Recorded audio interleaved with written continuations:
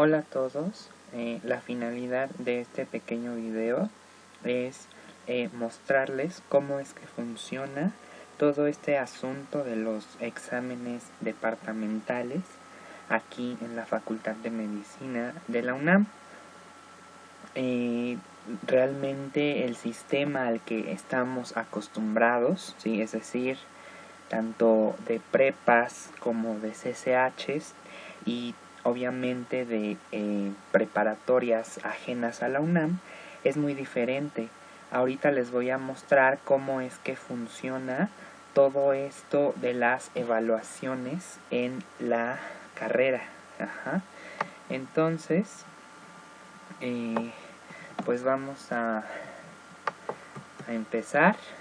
Bienvenidos, bienvenidos a la mejor escuela de medicina de Latinoamérica. De verdad, el simple hecho de que ya pertenezcan a esta comunidad es algo muy valioso. Ok, vamos a hacerlo de forma concreta, ¿sí? Aquí les muestro una lista de las 8 materias que ustedes van a cursar en el primer año de la carrera. Tenemos anatomía, embriología, biología celular e histología médica, bioquímica y biología molecular, IBC, que es integración básico-clínica, IB, que es informática biomédica, salud pública y comunidad, y la materia se llama introducción a la salud mental, ¿sí? El punto es que son 8 materias que están divididas por bloques. Y ustedes dirán, ¿y esto para qué me sirve saberlo? Muy sencillo. Para obtener la calificación final de cada una de estas asignaturas, ustedes van a tener que presentar un examen departamental por cada número de bloque.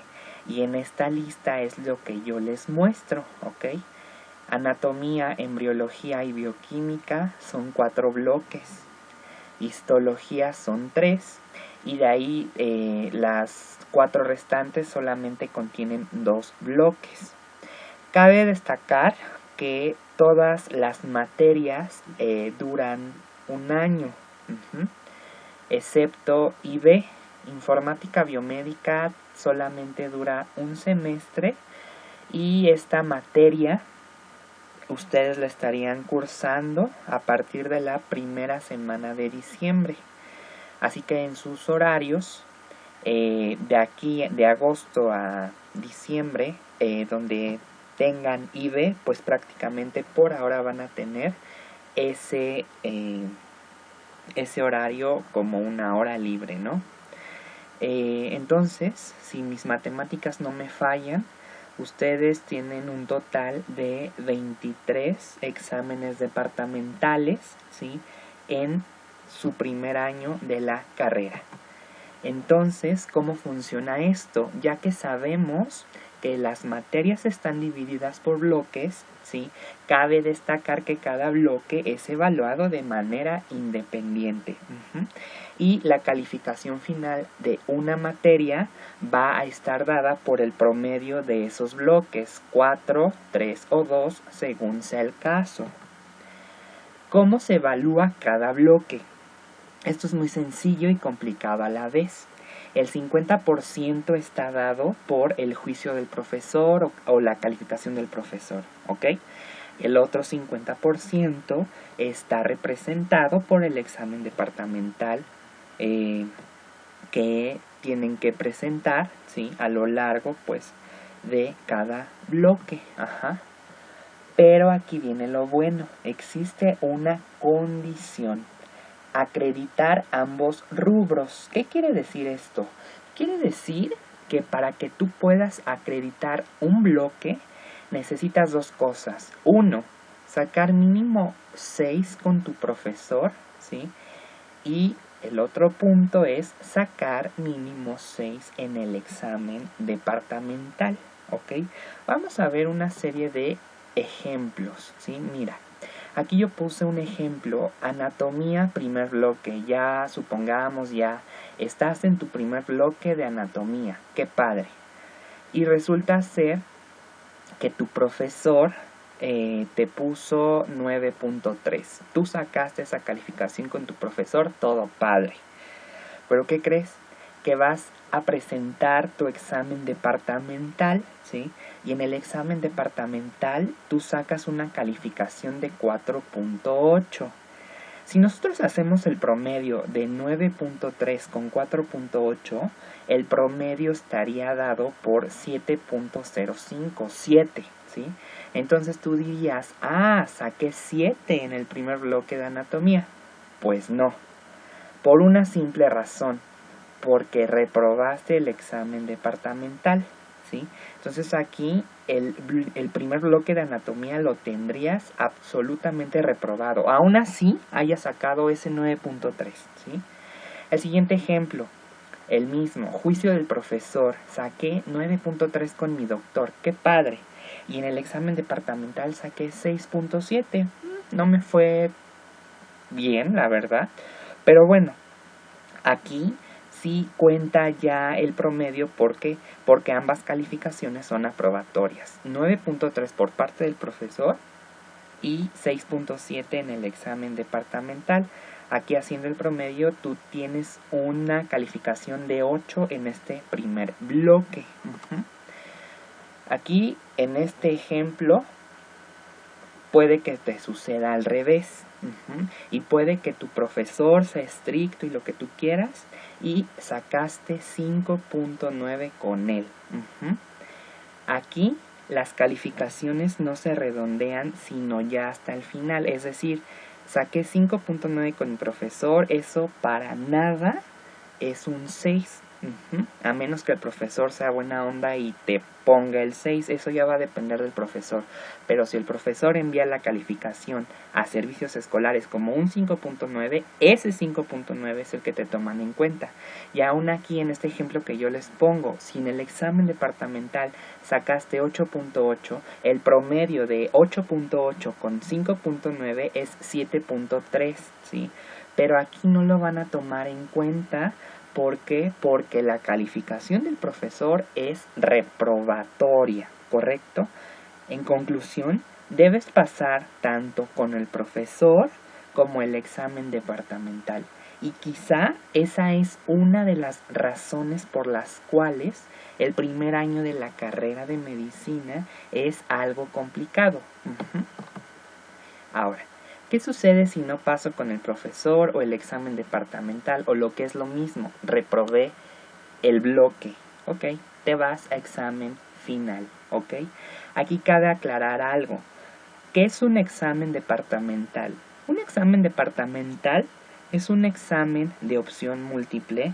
Todas las materias así lo manejan, exámenes de opción múltiple, en la cual me van a preguntar temas, ¿sí?, que tengan que ver con esa unidad. Por ejemplo, en anatomía el primer bloque es todo lo relacionado a generalidades de anatomía y ya entra anatomía de cabeza, anatomía de cuello y anatomía del dorso, columna vertebral, etcétera. Bueno, pues digamos, el examen departamental del primer bloque de anatomía solamente va a contener esos temas, ¿ok? No me van a meter nada más. Obviamente, la diferencia es que en el examen final, ¿sí?, me van a preguntar todo. Los exámenes finales, como ustedes ya lo saben, la carrera la manejan por años. Los exámenes finales son aproximadamente en mayo, entre abril y mayo son estos exámenes finales, ¿ok? Entonces, o acredito normalmente mi materia, o si no, me voy a primer examen final. Esto es importante, porque podríamos decir que tenemos 4 oportunidades, por así decirlo, para acreditar las materias. Una es pasar todo sin ningún problema, pasar los 4, los 3 o los 2 bloques que tenga esa materia y ya, qué padre. Ahora, si no pasa esta forma, me voy a primer examen final. Si no lo paso, me voy a segundo examen final. Si no lo paso, la última oportunidad es un examen extraordinario. Ahorita quizá hablaremos en concreto sobre esto. Debemos estar conscientes de que para aprobar la asignatura debemos aprobar todos los bloques. Y aquí les pongo un ejemplo. Y de verdad créanme que conozco a personas que les ha pasado esto. La materia puede ser la que sea. Aquí les puse el ejemplo de anatomía. Supongamos que en el bloque 1 de anatomía con el maestro saqué 7.9 y en el examen saqué 8.5. Bueno, ahí está el promedio. Igual en el bloque 2 pasé tanto con el profesor como el examen departamental. Ahí está el promedio. Bloque 3 pasé juicio del profesor, pasé examen departamental. Ahí está mi promedio. Pero en el bloque 4 fallé. Con el maestro pasé 9.3, me fue excelente. Pero en el examen departamental saqué 5.7. El promedio automáticamente es 5 y sin importar, vaya, que tanto en el bloque 1 como en el bloque 2 como en el bloque 3, pasé estas materias, estos exámenes y demás, eso no importa. Si tienes una sola calificación reprobada, automáticamente es examen final, ¿sí? Y quizá, a ver, esta también es una pregunta importante. Bueno, en el examen final me van a preguntar solamente del bloque que reprobé, en este caso el bloque 4, no. En el examen final, como su nombre lo indica, es un examen final y te pueden preguntar lo que quieran. Obviamente de bloque 1, bloque 2, bloque 3, bloque 4, no solamente del que hayas reprobado. Eso lo debes tener muy en cuenta.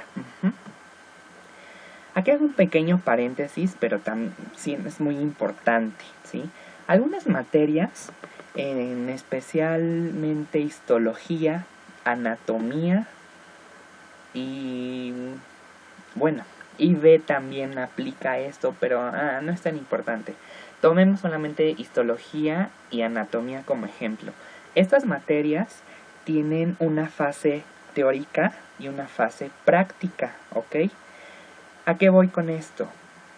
Histología, en esta materia es donde se ponen estrictos para acreditar el examen departamental, ¿sí? Ya que aquí deberás acreditar la fase teórica como la fase práctica. Aunque saques 10 en la fase teórica, si en la fase práctica sacas 5.9 así exagerando, el examen departamental no lo pasaste y estarías en examen final. ¿Y qué crees? En histología también aplican esta para el examen final, ¿ok? Si en el examen final de histología pasas solo una fase, no importa. No pasaste la materia porque no la pasaste y te irías a segunda vuelta y en el peor de los casos examen extraordinario, ¿ok?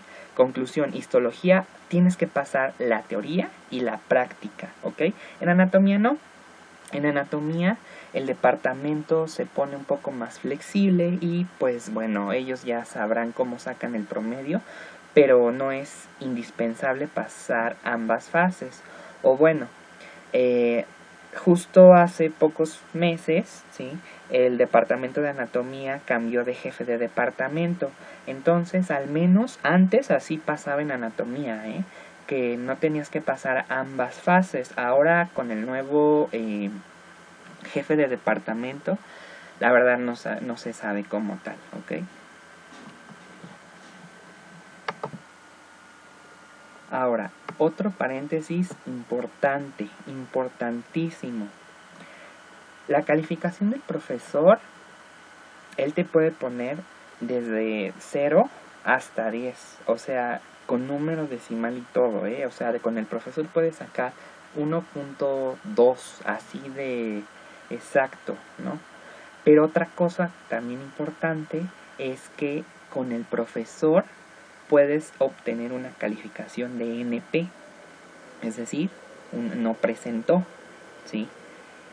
¿Cómo sacas esta calificación con el profesor? Pues es que eso ya dependerá de él. Hay doctores que no les importa si vas o no a clases, ¿sí? Hay otros que sí pasan lista y demás. El punto aquí es, ¿sí?, que si el profesor te pone NP, tú automáticamente estarías en examen extraordinario de esa materia. Otra cuestión. Ok, entonces decíamos que otra cuestión, ¿sí?, en la cual a mí me pueden mandar directamente examen extraordinario es si no asistí a un examen departamental. Con un examen departamental que no hayas presentado, estás automáticamente en examen extraordinario. A menos que por una razón ya muy grave, no sé, enfermedad, etcétera, no sé, solamente en esas cuestiones pues tú tendrías que ir al departamento correspondiente a decir tu caso, etcétera. Ahí la verdad no sé qué pasaría, a lo mejor y te permitirían hacer el examen final y no irte directamente a extraordinario, pero bueno, en esa cuestión tendrías que presentar tu caso. Entonces, en conclusión, si mi profesor me puso NP como calificación o si no asistí a ese examen departamental, en teoría estás en examen extraordinario automáticamente. Lo cual se traduce en una menor probabilidad de que pases tu materia, ¿ok? Entonces aquí vamos a otro punto. Acredite todos los bloques. ¿Cuál será mi calificación en esa materia? Pues bueno, aquí otro ejemplo, bioquímica, ¿no?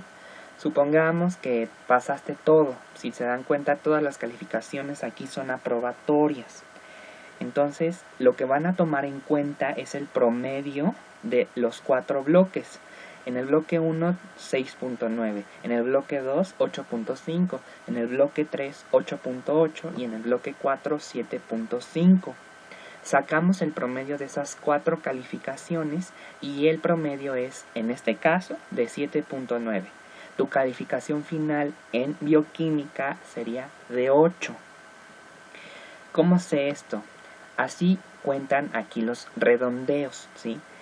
A partir de punto 5 es que sube la calificación, es decir, de 6 a 6.4 tengo 6, de 6.5 a 7.4 tengo 7, y así nos vamos, ¿sí? Si se dan cuenta, cuesta trabajo sacar un 10, sí, porque para poder sacarlo necesito un promedio que va de 9.5 hasta el 10, ¿sí? Aunque cabe aclarar que pues esto obviamente no es imposible, ¿no? Con el estudio constante podemos tener buenas calificaciones.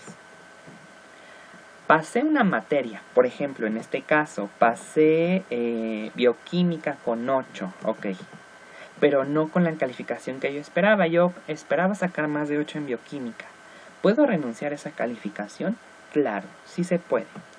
Deberás realizar un trámite para la renuncia. Y la forma en la que tú podrías mejorar esa calificación sería a partir del examen final, como todos, como si no hubieras pasado la materia, ¿no? Pero aquí viene la cuestión importante. Si saco menos calificación en el examen final, me ponen la calificación que ya tenía, es decir, en bioquímica saqué 8, pero en el examen final saqué 7. ¿Me van a dejar mi 8? Obviamente no. Por eso es una decisión muy importante, porque puede presentarse este caso. Si no paso el examen final, me ponen la calificación que ya tenía, o sea, el 8 en este caso, obviamente no, tampoco. Te irías a segundo final y de tener mala suerte, pues te irías a examen extraordinario, ¿no? Por eso es una decisión que deberías pensar al menos 2 veces. Si ya acreditaste una asignatura y tú quieres subir promedio, pues ya dependerá de ti, ¿no? Pero debes estar consciente de que tú renuncias a esa calificación y ya se borra automáticamente. Corres el riesgo de llegar a extraordinario y en el peor de los casos, pues no acreditar la materia. Todo puede pasar de verdad aquí en esta cuestión de las evaluaciones. Hablando de los exámenes finales, pues casi siempre constan de 100 preguntas, a diferencia de los departamentales que rondan entre las 50 y 70 preguntas. Como es un examen final, ya lo decíamos, abarca todo el temario, no solamente de los bloques que hayas reprobado, es de todo el temario. La calificación mínima para aprobarlo es con 6. Pero aquí hay algo curioso, pueden tomar en cuenta la calificación de tu profesor. ¿Cómo toman en cuenta esto? Pues bueno, mira, en este ejemplo en el que ya les había presentado, tenemos anatomía, donde este ejemplo reprobó el cuarto bloque. Bueno, para tomar la calificación del profesor, aquí se las encerré, tenemos esas 4 calificaciones del profesor, 7.9, 9.4, 8.9 y 9.3. Si sacamos el promedio de estas 4 es de 8.8. Ese 8.8 el sistema lo guarda. ¿Y luego qué pasa? Supongamos que tienes el promedio de 8.8 con tu profesor, y en el examen final sacaste 7.4. En este caso van a tomar en cuenta las 2 calificaciones y van a sacar el promedio.